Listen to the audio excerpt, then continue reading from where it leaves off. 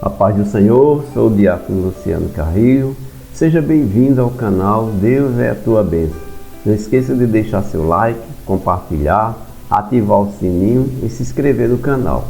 A leitura diária desta terça-feira tem como tema: os que andam nos desejos da carne são filhos da ira. O texto bíblico encontra-se em Efésios, capítulo 2, e o versículo 3, que assim está escrito: entre os quais todos nós também antes andávamos nos desejos da nossa carne, fazendo a vontade da carne e dos pensamentos, e éramos por natureza filhos da ira, como os outros também. Queridos irmãos, que a paz do Senhor esteja com todos vocês. Hoje vamos meditar um pouco e refletir sobre um tema muito importante encontrado na carta que Paulo escreveu aos Efésios, capítulo 2, e o versículo 3. O apóstolo Paulo, inspirado pelo Espírito Santo, escreveu essas palavras que nos revelam uma grande verdade, entre os quais todos nós também antes andávamos nos desejos da nossa carne, fazendo a vontade da carne e dos pensamentos, e éramos por natureza filhos da ira, como os outros também. Neste versículo, queridos irmãos, Paulo ele nos fala sobre o nosso estado anterior à nossa conversão em Cristo. Ele descreve a condição espiritual daqueles que ainda não receberam o perdão e a redenção em Jesus Cristo. Antes de conhecermos a verdade de Deus, estávamos nos desejos da nossa carne, ou seja, meus irmãos, estávamos vivendo de acordo com nossos próprios desejos egoístas, sem considerar a vontade de Deus. Neste versículo, o apóstolo Paulo também nos fala sobre o nosso estado anterior à conversão. Ele vai e faz uma descrição sobre a condição espiritual daqueles que ainda não receberam o perdão e a redenção em Jesus Cristo. A palavra de Deus ensina que a carne é a natureza pecaminosa que habita em cada um de nós desde o momento em que nascemos.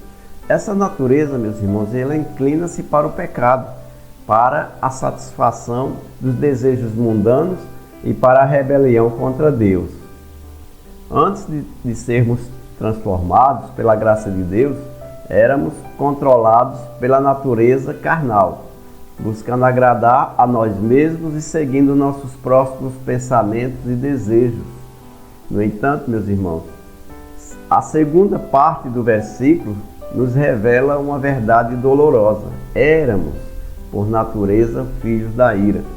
Essa expressão não significa que Deus se ira com a mera existência humana, mas sim que, devido à nossa natureza pecaminosa, estávamos sob a condenação do pecado e afastados da comunhão com Deus. Éramos objetos da justa ira de Deus por causa do pecado em nossas vidas. Mas aqui nesses versículos encontramos uma ligação importante com outro versículo da Bíblia, que está em Romanos 6:23, que diz: porque o salário do pecado é a morte, mas o dom gratuito de Deus é a vida eterna em Cristo Jesus, nosso Senhor.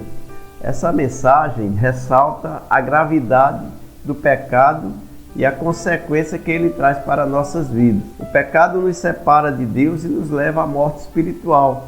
Mas Deus, em sua infinita misericórdia, ofereceu-nos o dom gratuito da vida eterna por meio de Cristo. Mas como podemos aplicar essa mensagem em nossas vidas? Observemos, antes de conhecermos a Cristo, todos nós estávamos presos aos desejos da carne e éramos filhos da ira. Talvez alguns de nós, meus irmãos, ainda estejam vivendo nessa condição hoje, sem conhecer o perdão e a salvação em Cristo. Por isso que é importante entendermos que essa não é a vontade de Deus para nossas vidas.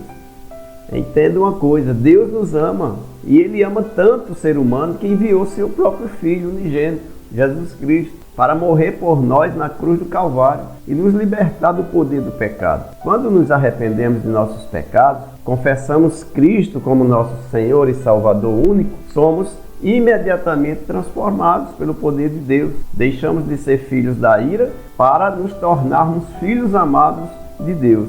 Portanto, a mensagem para aqueles que estão carentes da palavra de Deus é esta: há esperança em Cristo.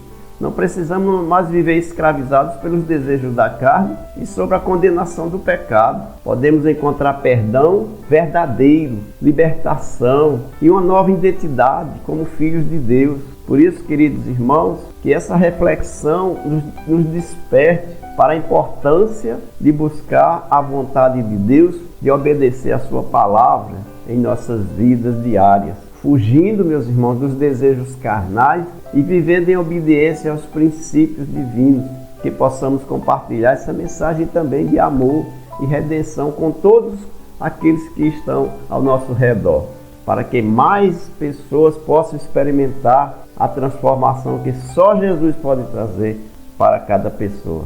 Por isso, receba essa reflexão em nome de Jesus. Amém.